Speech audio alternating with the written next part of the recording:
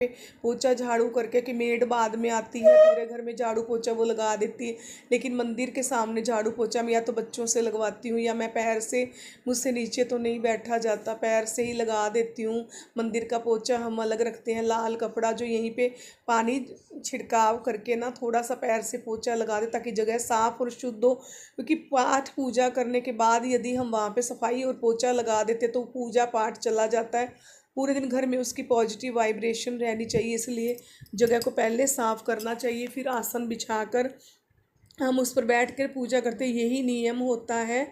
और साइड में फिर पोछा बाद में दूसरी जगह पे लग जाता है, लेकिन मंदिर के सामने पोछा हम पहले ही लगाते हैं, सफाई करते हैं।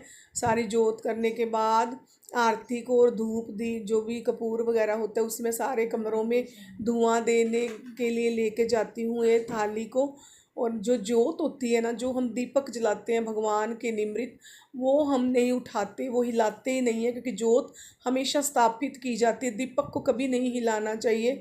आरती के रूप में हम अलग जोत बनाते हैं, जो पकड़ने वाली होती है ना, डंडी जिनकी होती है लंबी, वो जोत आरती के लिए होती है। और जो धूप दीप होता है वो भी हम करते हैं, सारे घर में घुमा कर लेके आते हैं। फिर मैं धूप पहले भोग लगाती हूँ, जोत के ऊपर से 3 बार जल घुमाती हूँ, फिर उसको ज़मीन पे थोड़ा सा डाल के भगवान जी को आचमन करवा कर उसके बाद पर्दा करके उनको भोग लगाया जाता है। हे श्रीमन नारायण, हे विश्वात्मा, हे सर्वात्मा, हे परमात्मा, भोग लगा लीजिए और इस प्रसाद को अमृत बना दीजिए, जो खाए वो अमृत हो जाए। दोनों तरफ जय और विजय। द्वारपाल खड़े करने के बाद पीछे की तरफ डाल दिया जाता है ताकि घर में भी पॉजिटिव वाइब्रेशन हो। अब मैं थोड़ा सा जल भूमि पे डालकर ओम इंद्राय नमः, ओम सक्राय नमः, ओम इंद्राय नमः, ओम सक्राय नमः, ओम इंद्राय नमः, ओम सक्राय नमः का जाप करते हुए भूमि नमस्कार करते 3 बार भूमि को माथे से लगाते हैं।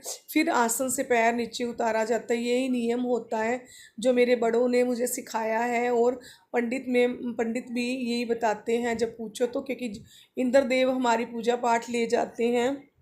ऑलवेज़ उन्हें इनसिक्योरिटी रहती है कि कोई भी भगवान अमर नहीं हो, मैं ही सबसे ज़्यादा शक्तिशाली हूँ, इसलिए वो हमेशा पूजा पाठ करने के बाद भूमि पर नमस्ते करके हमें पैर नीचे उतारना चाहिए। सभी कमरों में आरती मैंने दिखा दी, अब मैं यहीं बैठकर पाठ करने वाली हूँ। यहाँ पे मैंने एक छोटा सा स्टूल रखा है, उस पर आसन बिछा के बैठकर मैं पूजा करती हूँ। जब यहाँ पे सब लोग बोलते हैं ना तो मुझे बहुत गुस्सा आता है, मैं रूम में चली जाती हूँ, वहाँ पर ही मैं रख कर फिर सारी पूजा पाठ करती हूँ। अब आ गई हूँ मैं रसोई में पकोड़े बनाने के लिए। खाना बन चुका है लेकिन हस्बैंड आ गए हैं तो उनको जल्दी जल्दी पकोड़े बनाकर खिलाऊंगी। रोज़ बनाती हूँ क्योंकि उनके 5 दिन के ना एकादशी के व्रत